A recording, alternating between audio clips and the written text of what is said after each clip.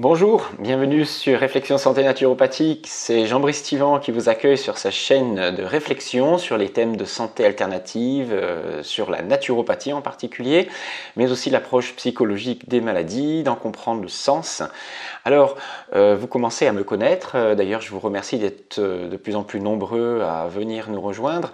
Vous avez compris que l'objectif de cette chaîne est de sortir du réductionnisme ou du moins des simplifications extrêmes qui sont faites autour de la naturopathie ou d'autres thèmes de santé et qui risquent d'entraîner des dérives et des grosses erreurs dans l'analyse et l'application justement de la santé au quotidien. Voilà, donc mon enseignement, sachez-le, n'est qu'un point de vue, je répète, n'est pas une vérité, je n'essaye pas d'imposer des dogmes, j'essaye juste de montrer comment on peut éventuellement changer son regard sur certains éléments ou certaines croyances véhiculées par la naturopathie en particulier. Voilà, il est bon de ne pas suivre certains préceptes parfois quand on vous dit il faut manger ça, vivre comme ceci. Est-ce que vous êtes posé la question pourquoi, comment ça marche exactement? Voilà, rien n'est bon ni mauvais, tout dépend comment on utilise cela et surtout qui l'utilise, dans quel contexte de santé. Alors aujourd'hui, nous allons nous attaquer à un gros morceau parmi tous ces concepts qui circulent autour de la naturopathie. Et beaucoup de choses se contredisent puisque nous allons aborder l'équilibre acido-basique, le fameux équilibre acido-basique, et beaucoup d'entre vous ne comprennent pas exactement la différence qui existe entre un aliment acide ou acidifiant. Est-ce que les agrumes qui contiennent des acides faibles peuvent être acidifiants chez certaines personnes et pas chez d'autres? Voilà, et puis on va surtout essayer de montrer l'erreur principale dans cette, on va dire, approche. Qu'il faut absolument éviter d'acidifier le corps, que les maladies ne viennent que sur un terrain dit acide, que d'autres vérités aussi comme les végétaux sont bons parce qu'ils sont alcalinisants et que les produits animaux sont acidifiants, donc soi-disant mauvais pour le corps, mauvais pour les reins, etc. Voilà, donc on va essayer de sortir de ces limites, on va essayer d'observer, de comprendre les limites de ce concept de l'équilibre acido-basique.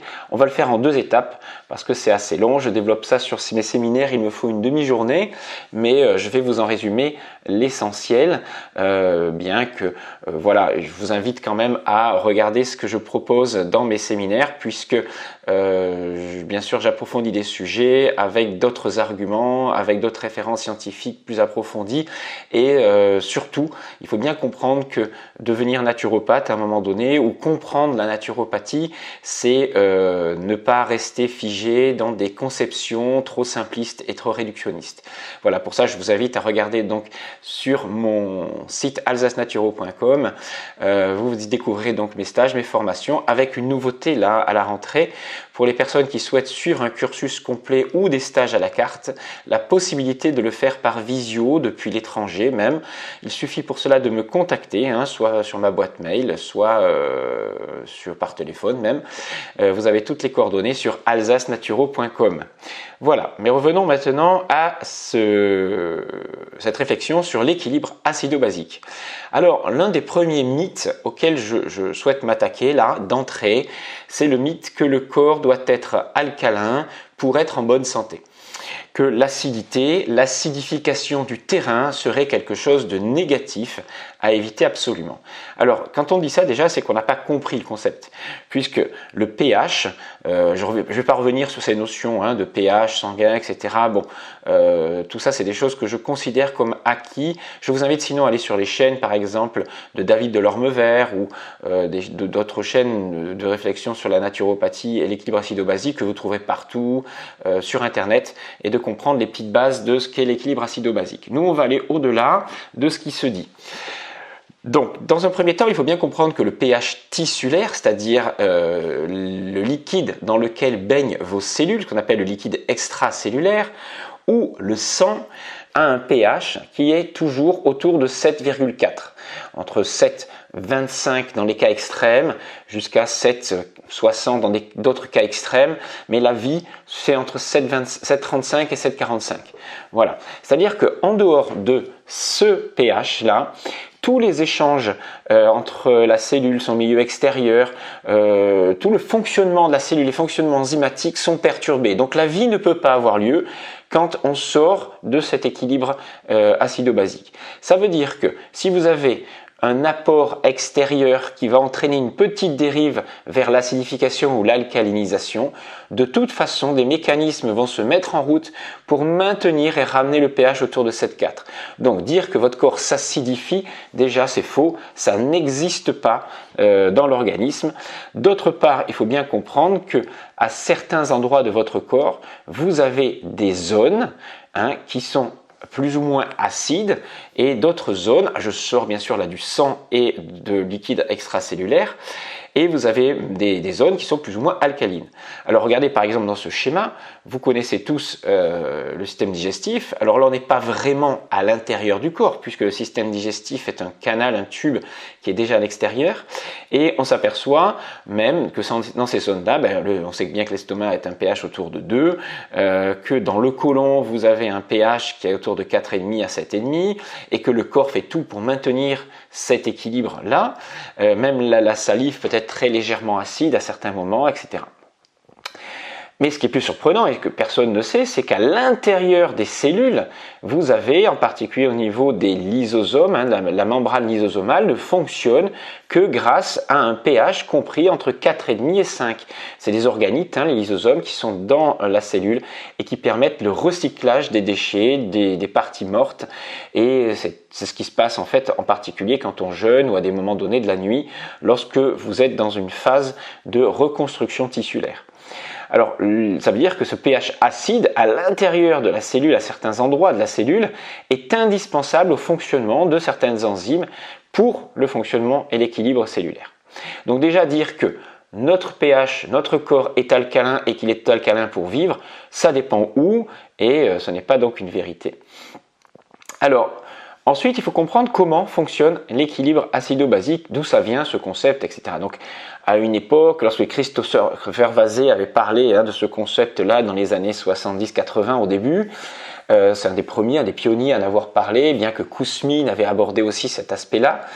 Il faut bien comprendre qu'aujourd'hui, le regard qu'on a sur cet équilibre acido-basique n'est pas le même qu'il y a 30 ou 40 ans. Dans les années 2000, des scientifiques se sont penchés sur la question et ont essayé de définir ce que pouvait être un aliment qui apportait des éléments acidifiants pour l'organisme, c'est-à-dire qui allait faire chuter soi-disant le pH ou dans les tissus, c'est-à-dire qui apportait des charges acides dans l'organisme. Et puis vous aviez et puis à l'opposé des aliments qui apporteraient des éléments basifiants, alcalinisants pour le corps. Alors c'est là que le concept de PRAL est apparu. Vous regardez ce que veut dire potentiel rénol, acid loud, si vous voulez regarder le terme PRAL, mais pour comprendre ce que c'est tout simple. On va essayer de regarder dans chaque aliment ce que contient cet aliment en termes d'éléments basifiants ou acidifiants. En particulier la teneur en minéraux acides et les minéraux basiques apportés pour 100 g de cet aliment que l'on va soustraire, c'est-à-dire qu'on va prendre les acidifiants moins les alcalinisants et on va faire une soustraction tout simplement. Et pareil, on va regarder en même temps la quantité de protéines, en particulier celles qui entraînent une excrétion importante de méthionine, de cystéine, qui contiennent ces deux acides aminés qui sont les plus acidifiants lorsqu'ils sont libérés dans le corps. Donc, on fait un petit calcul, comme vous voyez, voilà, avec des coefficients par minéraux acidifiants ou minéraux alcalinisants. Alors, voilà, il faut bien comprendre que le phosphore, par exemple, est un élément acidifiant, comme le chlore, comme les protéines. Et puis, de l'autre côté, vous avez le sodium, le potassium, le calcium et le magnésium, qui sont les éléments les plus alcalinisants qu'on peut trouver dans les aliments. Et c'est pour ça qu'on les intègre dans cette formule-là. Donc, on fait un petit calcul et puis on arrive à une déduction, on arrive à un tableau où vous avez des chiffres, où vous avez des aliments qui vont être considérés comme très peu acidifiants, par exemple les produits laitiers, puis d'autres un peu plus acidifiants comme les céréales ou les légumineuses, puis les poissons, les viandes, jusqu'à arriver à certains fromages, les fromages à pâte dure en particulier, qui seraient très riches en éléments composés acidifiants. Et puis à l'opposé, vous avez beaucoup de légumes et les fruits qui, par leur teneur en éléments alcalinisants, vont apporter des charges alcalines à l'organisme, du moins un effet alcalinisant. Heureusement que ça ne se passe pas uniquement comme ça. On a tendance à imaginer qu'on est une éprouvette dans laquelle on met un petit peu d'acide, un petit peu d'alcalin, et dans toutes les théories que vous allez écouter, parce que je vais vous faire écouter certaines théories et certains témoignages, on vous montre qu'il suffirait d'avoir un équilibre entre les aliments alcalins et acidifiants pour pouvoir maintenir un équilibre à l'intérieur du corps. Alors heureusement que ce n'est pas nous qui gérons cet équilibre, parce que je peux vous dire qu'avec toutes les régulations que ça entraîne dans l'organisme, on serait mort depuis longtemps. Alors il faut bien comprendre qu'à chaque fois que vous prenez des aliments acidifiants, et il ne faut pas imaginer qu'il n'y a que certains acides aminés ou certains éléments minéraux qui acidifient le corps, vous avez ce qu'on appelle des systèmes tampons qui vont réguler tout ça.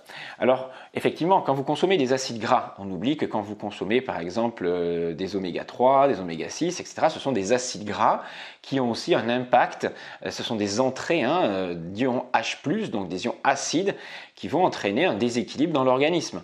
Et cet déséquilibre va être compensé par des éléments, des systèmes tampons qui sont actifs tout le temps. Là, je ne rentre pas dans les détails, mais quand vous faites de l'exercice physique, vous produisez de l'acide lactique, quand vous déstockez de la graisse, vous fabriquez des corps cétoniques, tout ça rentre dans votre système plasmatique, dans le sang, et puis heureusement, vous avez des systèmes tampons dans le sang, des systèmes d'ions bicarbonate, des systèmes de phosphate, des éliminations d'ions H+ par les reins, donc la ventilation peut se mettre en route. Ce sont des systèmes d'urgence qui font que vous rééquilibrez sans arrêt votre système sanguin et votre liquide extracellulaire qui reste toujours entre 7,35 et 7,45. Voilà les systèmes tampons à l'image. Le poumon est le premier système qui intervient en libérant des acides carboniques pour maintenir un équilibre acido-basique sanguin. Ensuite, c'est le rein qui élimine beaucoup d'ions H+, ou qui réabsorbe des ions H-, etc. Et puis, vous avez les os qui, en dernier recours, peuvent céder aussi des bases minérales, et vous avez compris, il ne faut pas en arriver là. Mais c'est exceptionnel. Si vos reins, vos poumons fonctionnent à peu près normalement, si vous n'avez pas de pathologie lourde à ce niveau-là, ou d'insuffisance rénale par exemple, ou d'insuffisance respiratoire, vos systèmes de régulation vont très rarement ou qu'exceptionnellement faire appel aux os et créer une déminéralisation. Mais à terme, voilà, ça peut exister, mais c'est extrêmement rare. Alors, on va s'attaquer maintenant à un mythe important, celui de croire que les maladies, et en particulier le cancer, se développeraient en milieu acide, et que la santé ou que les maladies ne se développeraient pas dans un milieu alcalin.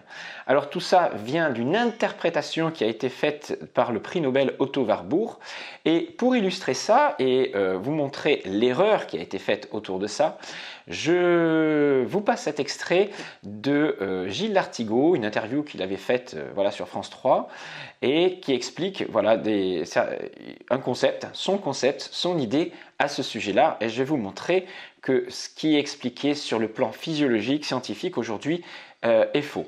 Voilà, mais ça ne veut pas dire que tout ce que fait Gilles Lartigot ou tout ce que dit Gilles Lartigot est faux et inintéressant. Sa philosophie est intéressante, je vous invite à découvrir le personnage, mais je pense qu'il fait aussi des erreurs, comme tout le monde, et que quand on amène un réductionnisme de ce niveau-là, ça peut être aussi dangereux dans la compréhension de la physiologie humaine. Voilà, on écoute. Donc il produit énormément d'acidité. Tout ce qui est produit animaux est acide. Tout ce qui est céréales est acide. Tout ce qui est sucre est acide. Tout ce qui est alcool est acide. Le café est acide. Donc il faut intégrer beaucoup plus que seulement 5 légumes et 5 fruits par jour. Moi je vais quand même bien au-delà de ça. Je cite lors de mes show-conférences Otto Warburg, qui est un médecin allemand qui a reçu le prix Nobel de médecine en 1931 pour avoir découvert la chose suivante. Le cancer se développe dans un milieu acide et faible en oxygène. Le cancer ne se développe pas dans un milieu alcalin et riche en oxygène. Voilà, ce qu'il dit, c'est qu'une tumeur ne pourrait se développer qu'en milieu acide parce que c'est justement cette acidité qui permet de développer un milieu favorable au développement de la tumeur. Dans la réalité, les choses ne se passent pas de la façon suivante. Et on sait très bien que une cellule, qu'elle soit tumorale ou pas, ne peut pas se développer dans un milieu acide. En fait, ce que l'on a confondu, et les travaux d'Otto Warburg ont montré ça, et ça c'est très intéressant, c'est qu'une cellule cancéreuse, une tumeur, en fait, produit dans son métabolisme, utilise une très grande quantité de glucose, de sucre, peut-être 10 fois plus qu'une cellule normale, et le fait dans un milieu anaérobie, c'est-à-dire privé d'oxygène. Alors, ça ne veut pas dire que lorsque vous n'oxygénez pas vos tissus, ils vont dégénérer et devenir cancéreux aussi. Ça, c'est complètement faux et encore réductionniste. En tout cas, ce qu'il faut comprendre, c'est lorsque une tumeur se développe, elle va utiliser beaucoup de glucose, qu'on appelle la glycolyse anaérobie, et libérer, puisque le métabolisme, en utilisant beaucoup de sucre sans oxygène, génère de l'acide lactique autour de la tumeur. Ce n'est pas le milieu acide qui permet le développement de la tumeur, c'est lorsque la tumeur s'est développée et apparue, a créé son réseau sanguin, ce qu'on appelle l'angiogénèse, donc elle a pu se connecter à notre réseau sanguin normal, qu'elle va générer de l'acide lactique. Mais ce n'est pas le milieu acide qui crée la cellule cancéreuse. Donc retenez bien qu'une tumeur ne se développe pas au départ dans un liquide extracellulaire acide. Cette acidité est uniquement la conséquence du métabolisme de la tumeur et il n'existe que autour de la tumeur, ce qui prouve bien que le milieu n'était pas acide au départ et que c'est bien la cellule cancéreuse qui libère de l'acide lactique. Mais attention, on pense que ce milieu-là est favorable à la cellule cancéreuse, ce qui est complètement faux. La preuve, c'est que cette cellule cancéreuse est obligée d'éliminer régulièrement cette acidité via le réseau sanguin qu'elle crée, ce qu'on appelle la genèse l'angiogénèse des cellules, donc des vaisseaux sanguins qui sont créés autour. Et donc elle élimine en permanence du CO2, elle élimine en permanence des déchets, elle élimine en permanence de l'acide lactique, puisqu'elle ne peut pas vivre dans ce milieu-là. Donc c'est un mythe, cette croyance n'existe plus aujourd'hui. Par contre, qu'une cellule cancéreuse utilise beaucoup de glucose pour se développer, ça c'est une réalité. D'où les travaux qui sont faits aujourd'hui sur les alimentations cétogènes, très peu riches en glucose, pour limiter son développement, même si ça ne donne pas les résultats escomptés. Donc, retenez bien une chose, c'est que votre corps, votre organisme, qu'une cellule soit cancéreuse ou pas, ne peut fonctionner sur un environnement qui se trouve autour de 7,4 de pH. D'ailleurs, regardez, si on pensait ça, si l'acidité des tissus était favorable au développement des tumeurs, ce serait grave, puisque lorsque vous faites des efforts de musculation, par exemple des efforts intenses sportivement, vous allez utiliser une filière énergétique qu'on appelle aussi la glycolyse anaérobie, c'est-à-dire que momentanément, vous n'avez plus suffisamment d'oxygène pour produire suffisamment d'énergie. Donc le corps va produire et utiliser ensuite de l'acide lactique, va libérer de l'acide lactique à travers cette réaction-là, qui va être recyclé ensuite sous forme d'acide pyruvique. Donc on a momentanément beaucoup d'acidité dans les tissus, mais cette acidité-là, vous comprenez, n'est pas favorable au développement de la tumeur. Et heureusement, sinon ça serait contradictoire avec tout ce que l'on sait sur la physiologie et le recyclage de l'acidité momentanément dans la cellule. Donc, arrêtons de faire des raccourcis et déjà de penser que l'acidose tissulaire est génératrice de cancer, etc. De toute façon, elle n'existe pas, elle n'est que très transitoire et elle n'a aucune conséquence sur l'organisme, surtout lorsqu'on est capable d'éliminer correctement les acides. Parce qu'on va voir en fait que toute la problématique de l'équilibre acido-basique, c'est notre capacité à recevoir, à métaboliser et à éliminer les acides, tout simplement. Maintenant, on va s'attaquer à un deuxième grand mythe. On vous dit, l'alimentation de nos ancêtres serait alcalinisante, en particulier grâce aux végétaux qu'ils consommaient.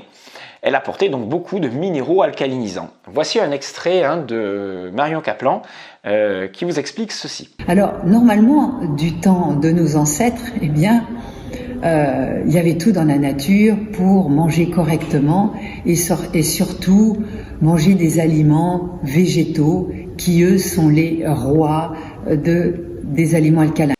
Alors, en réalité, ce qu'il faut bien comprendre, c'est que déjà, à l'époque de nos ancêtres, on a toujours cette idée qu'on n'était que des cueilleurs, qu'on chassait très occasionnellement, que toute notre alimentation elle venait des végétaux.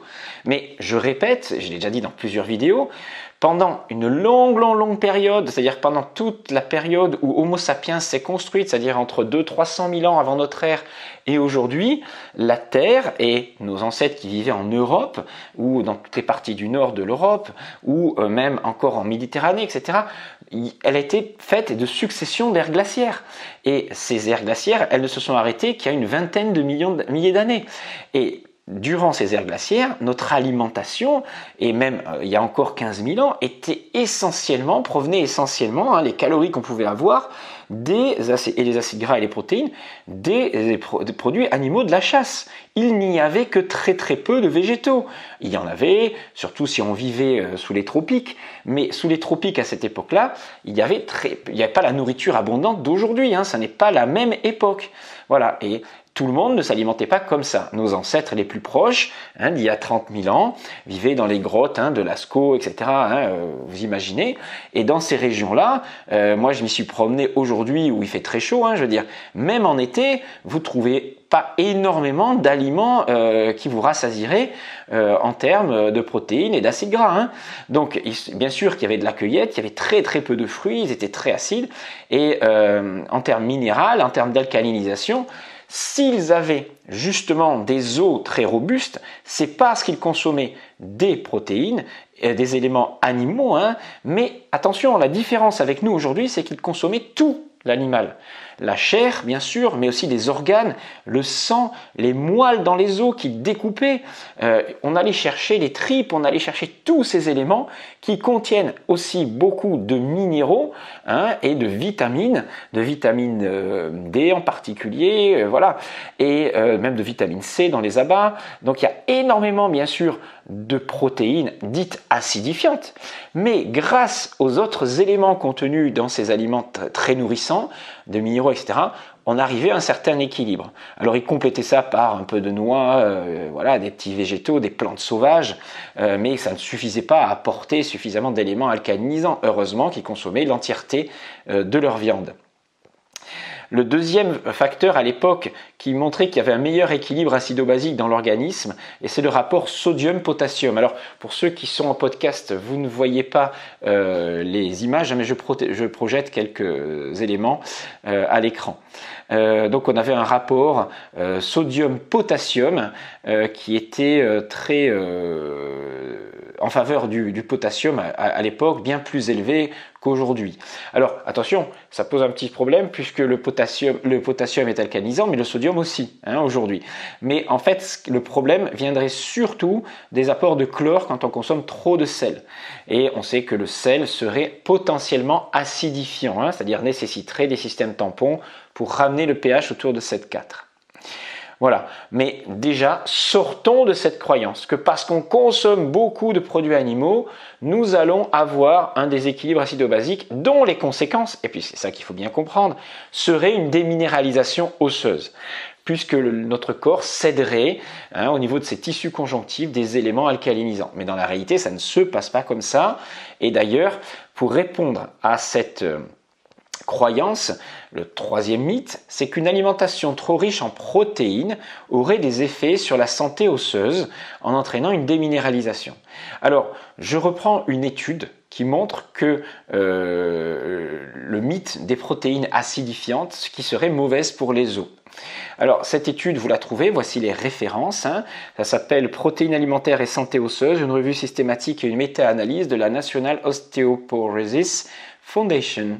Alors, on a fait consommer à des patients un régime type Atkins, c'est-à-dire très riche en protéines et très faible en d'autres éléments. Enfin, c'est un régime hyperprotéique, en fait, pendant des mois, des semaines. Alors, ça reprend des études de ce type-là, mais c'est une cohorte d'études, puisque c'est une méta-analyse, mais parmi ces études, il y avait celle-ci, et on observe à terme si la santé osseuse, si la trame protéique, si la trame minérale de l'os a évolué. Alors, il n'y a pas de relation entre l'alimentation, dans la conclusion de cette étude protéique, et l'acidité, ou même le pH urinaire et la santé osseuse. C'est-à-dire qu'on vous dit, voilà, si vous avez un pH qui s'acidifie au niveau urinaire, alors vous savez, on a tendance à croire que parce qu'on a des urines acides, on a nos tissus qui sont acides. Ça, c'est aussi complètement faux. Votre corps, justement, va éliminer beaucoup plus d'acide quand vous allez consommer des aliments qui apportent des ions H+, ce qui est normal. Votre rein est là pour les éliminer quand il y en a en trop. Et ce qui veut dire simplement que vous éliminez des ions acides, que vous acidifiez légèrement vos urines. Alors bien sûr, avec une alimentation très protéique, on acide, on passe d'un pH, on va dire autour de 5,5-6 à un pH autour de 4,5-5. On élimine un peu plus d'acidité, ce qui est normal et ce qui prouve que votre rein fonctionne très bien et qu'il n'y a pas de danger pour le rein. Toutes les études, alors j'en ai reprises quelques-unes, voilà, je ne montre pas à l'écran, mais même Julien Vénesson dans son livre en parle, etc. Vous pouvez donner des quantités très importantes de protéines. Vous n'aurez pas, chez une personne qui n'a pas d'insuffisance rénale, qui n'a pas de problèmes rénaux, de perte d'efficacité de la filtration rénale et donc aucun danger pour le rein. Donc pas d'effet sur la déminéralisation osseuse. Une diète acide n'a aucun impact sur les niveaux de calcium dans le corps, par exemple, et on n'a pas de problème de minéralisation osseuse. C'est même l'inverse qui est observé, mais l'étude explique que ça nécessiterait un approfondissement. C'est que lorsque vous consommez des produits protéiques, vous apportez des éléments comme du collagène, vous apportez des éléments importants qui vont permettre la fabrication d'une trame et la fixation plus intéressante de protéines. Alors attention, je ne dis pas que les protéines prises en grande quantité vont favoriser la santé osseuse, mais je dis qu'ils apportent aussi des éléments intéressants, que vous consommiez de la viande, des œufs ou des protéines végétales, même s'il y a beaucoup d'acide phytique, voilà, on a quand même des apports. Il nous faut des protéines pour avoir une bonne santé osseuse. Et ça, on a tendance vraiment à l'oublier. Voilà, alors ça c'était la première partie sur l'équilibre acido-basique et la semaine prochaine, je vous expliquerai dans la deuxième partie toutes les autres manques, les autres erreurs qui sont commises et qui pour moi montrent que cette théorie de l'équilibre acido-basique relève plus d'un mythe et même si elle peut inspirer pour certaines personnes ayant des pathologies particulières, on en reparlera, pour la majorité d'entre nous, cette approche n'a pas un grand intérêt et d'ailleurs personne, je dis bien personne, n'est capable de s'alimenter en respectant exactement ces équilibres-là, puisque nous ne savons pas exactement ce qui se passe dans notre corps. Nous ne sommes pas des éprouvettes et on pense que certains aliments apportent que certains éléments, mais en fait ils en apportent bien d'autres. Tout n'est pas assimilé. Enfin, on verra ça dans la prochaine vidéo. Je vous dis à très bientôt. N'hésitez pas de m'encourager, de vous abonner. Il paraît que c'est bien pour l'écoute de ces vidéos. N'hésitez pas à me poser des questions, à mettre vos commentaires comme d'habitude. Et puis allez voir sur alsacenaturo.com si vous voulez aller plus loin dans la compréhension de la santé. C'était Jean-Brice Tivan. À très bientôt.